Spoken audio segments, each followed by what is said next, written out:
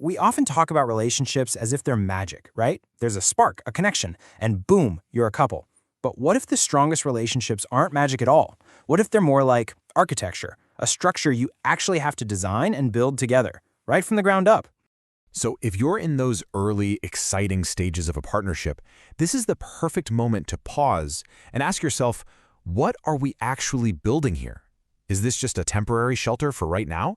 Or is it something built to last, something you can truly live in and feel safe in? It's a huge question, and honestly, your answer pretty much defines everything that comes next. And that's exactly where the idea of a blueprint comes in. I mean, think about it. The best buildings, the ones that stand for centuries, they are never, ever accidental. They are meticulously planned. And that same level of intention, that same care, is what separates a pretty good relationship from a truly great one. And look, if you take away just one thing today, let it be this. We're sort of taught that a great relationship is something you find. But the truth is, it's something you build, proactively, together. It's an active process, not a passive one. So the big question is, where do you even start? Well, every good architect knows you start with the foundation. And in the architecture of a relationship, that foundation is, without a doubt, trust. It is the solid ground that everything else gets built on. Without it, the whole structure is in danger of collapsing. So what is trust, really? Well, it's this deep, quiet confidence in your partner. It goes way beyond just believing they won't lie to you. It's that feeling of safety that lets you finally exhale, knowing they're reliable, that their intentions are good, and that you can be your complete, unfiltered self without being judged. And I love this slide because it breaks trust down into real, everyday things. It's feeling safe enough to say, hey, I'm scared, or I really messed up. It's believing in their intentions, knowing that even if they're out with friends, they are still on your team. And this last one is so crucial. It's having enough security to let them be their own person without you needing constant reassurance. Oh, and this is so important.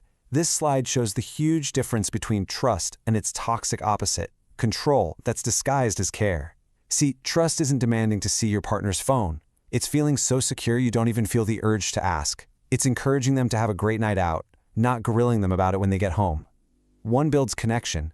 The other, well, it builds a cage.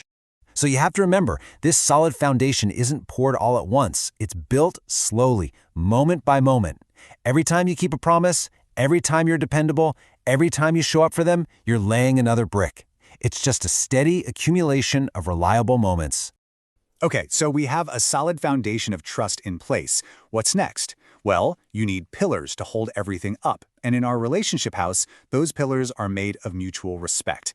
They provide the strength for everything else to come. This is such a critical distinction. Mutual respect is not about agreeing on everything. It's about recognizing that your partner is a complete person, totally separate from you with their own unique inner world. Their thoughts, their feelings, their boundaries, they're all valid, even if you don't get it, simply because they belong to them. And just like trust, respect is all about action. It's what you do. Are you actually hearing them, or are you just waiting for your turn to talk? Can you say, okay, I see it differently, but I get why you feel that way? When they have a personal win, are you their biggest fan, celebrating it as their achievement? That's what real respect feels like. So you can pretty much boil it down to these three powerful actions. First, listen to understand, not to win the argument. Second, when they set a boundary or say no, you honor it. Simple as that. No pressure. And third, you actively celebrate the things that make them who they are, separate from you. I absolutely love this quote because it makes the whole idea so real, so immediate. Maybe the ultimate sign of modern respect is just giving someone your undivided attention. It sends a really clear message. You matter more than anything that could pop up on this screen. I'm right here with you. So we've laid the foundation. We've put up the pillars. The house is built, right? Well, not exactly. The work isn't over. Because a relationship isn't a monument you just look at. It's a home, a living, breathing space that needs constant care and attention.